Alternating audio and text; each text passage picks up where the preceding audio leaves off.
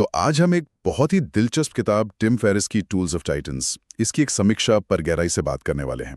ये किताब असल में दुनिया के आप कह सकते हैं 200 से ज़्यादा कामयाब लोगों के इंटरव्यूज़ का एक संग्रह है और हमारा मकसद है इस समीक्षा से सफलता, सेहत, दौलत और समझदारी से जुड़े जो मुख्य सबक हैं उन्हें समझना। समीक्षा बताती है कि किताब को 3 हिस्सों में बांटा गया है: स्वस्थ, धनवान और बुद्धिमान, हेल्थी, वेल्थी, वाइज। तो चलिए पहले स्वस्थ वाले हिस्से से शुरू करते हैं। इसमें शारीरिक और मानसिक सेहत दोनों पर जोर है। समीक्षा ये पॉइंट उठाती है कि कैसे टॉप परफॉर्मर्स कसरत, ध्यान, अच्छी नींद इन चीजों को बस अच्छा नहीं मानते। हाँ बिल्कुल, बल्कि अपनी कामयाबी की एक तरह से बुनियाद मानते हैं। सही बात है। और दिलचस्प बात यह है, जैसा समीक्षा में बताया गया है, कि ये सिर्फ फिट दिखने के बारे में नहीं है। इसमें सुबह की दिनचर्या मतलब मॉर्निंग रूटीन और माइंडफुलनेस जैसी आदतें, इनको प्रदर्शन बढ़ाने का तरीका माना गया है। अच्छा। समीक्षा में डॉक्टर पीटर अटिया जैसे हेल्थ एक्सपर्ट्स का जिक्र है, जो सेहत को सिर्फ बीमारी से बचाव नहीं बल्कि पीक परफॉर्मेंस और लंबी उम्र लॉन्जिविटी इसका विज्ञान मानते हैं। और मानसिक स्पष्टता के लिए जर्नलिंग जैसी बहुत ही सीधी सादी तकनीक पर भी जोर है, मतलब अपने विचार लिखना। तो सेहत को एक टूल की तरह देखा जा रहा है प्रोडक्टिविटी के लिए। बिल्कुल, एक फाउंडेशनल टूल। ओके, तो इस सेहत की नींव पर शायद अगला हिस्सा टिका है पैसा कमाना या धनवान बनना। इस सेक्शन के बारे में समीक्षा क्या कहती है? देखिए, धनवान वाले हिस्से में समीक्षा के अनुसार फोकस आर्थिक आजादी पाने की आदतों और रणनीतियों पर है। इसमें सेट गोडिन, क्रिस साका जैसे मतलब बड़े नामों के विचार हैं। हाँ। स्टार्टअप शुरू करना, मार्केटिंग, निवेश, अपना ब्रांड बनाना, इन सब पर काफी प्रैक्टिकल सलाह है। और एक बहुत जरूरी बात जो समीक्षा सामने लाती है वो ये है, failure is not the opposite of success, it's a part of success. मतलब असफलता सफलता का उल्टा नहीं बल्कि उसका हिस्सा है। एग्जैक्टली। ये तो काफी अलग सोच है। हम तो अक्सर असफलता से डरते हैं। हाँ, लेकिन समीक्षा यही कहती है कि ये टाइटन्स जो हैं वो इसे सीखने का एक जरूरी हिस्सा मानते हैं। शायद समीक्षा में इसके उदाहरण भी दिए होंगे कि कैसे इन लोगों ने अपनी गलतियों से सीखा।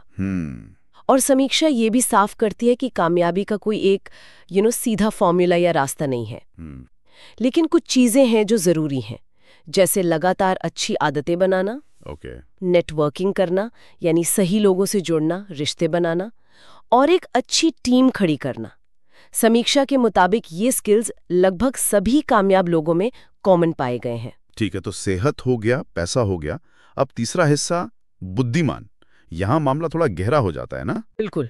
ये वाला हिस्सा जीवन के बड़े सवालों, बेहतर फैसले कैसे लें, ध्यान और लगातार सीखने की प्रक्रिया, इस पर केंद्रित है।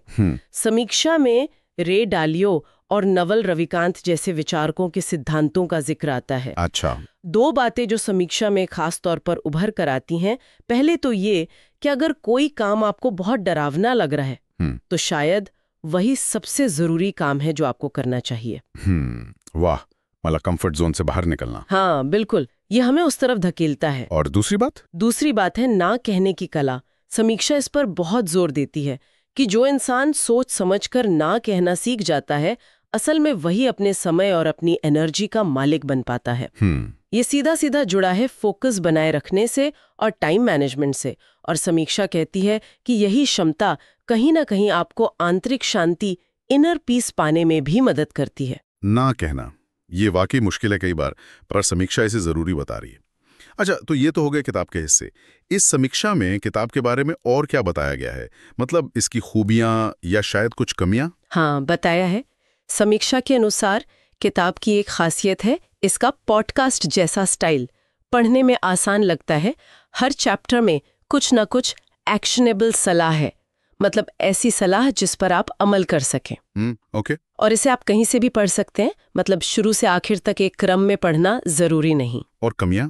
क्या समीक्षा में कुछ कमियां भी बताई गई हैं? हाँ, समीक्षा ये भी मानती है कि कुछ जगहों पर जानकारी शायद थोड़ी ज्यादा टेक्निकल हो जाती है, और क्योंकि ये मुख्य रूप से जानकारी पर आधारित है तो हो सकता है कुछ पढ़ने वालों को वो भावनात्मक जुड़ाव कम महसूस हो। अच्छा, ये कोई कहानी या नैरेटिव वाली किताब नहीं है। समझ गया।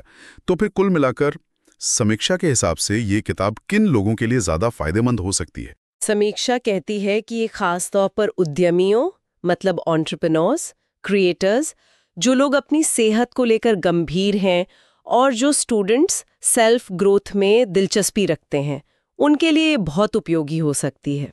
तो इस पूरी बातचीत का सार क्या निकलता है? समीक्षा के नजरिए से देखें तो टूल्स ऑफ टाइटन सिर्फ मोटिवेशन नहीं देती, बल्कि ये कामयाब लोगों के सोचने और काम करने के तरीकों की एक झलक देती है। इसे एक रियल वर्ल्ड प्लेबुक कहा जा सकता है, मतलब असल दुनिया में काम आने वाली गाइड। हाँ बिल्कुल। जिसमें बहुत सारे प्रैक्टिकल टूल्स, आदतें, सोचने के नए तरीके, ये सब भरे पड़े हैं। हाँ, और अंत में एक सोचने वाली बात जो मुझे लगता है समीक्षा के एक अवलोकन से निकलती है, वो ये कि आपके आदर्श भी शायद परफेक्ट नहीं है। उन्होंने बस अपनी एक या दो खास ताकतों का बहुत अच्छे से इस्तेमाल किया है। दिलचस्प। तो इस जानकारी के आधार पर शायद सोचने वाली बात ये हो सकती है कि वो कौन सी हमारी अपनी एक या दो व्यक्तिगत ताकतें हैं जिन पर ध्यान लगाकर हम भी बेहतर नतीजे पा सकते हैं।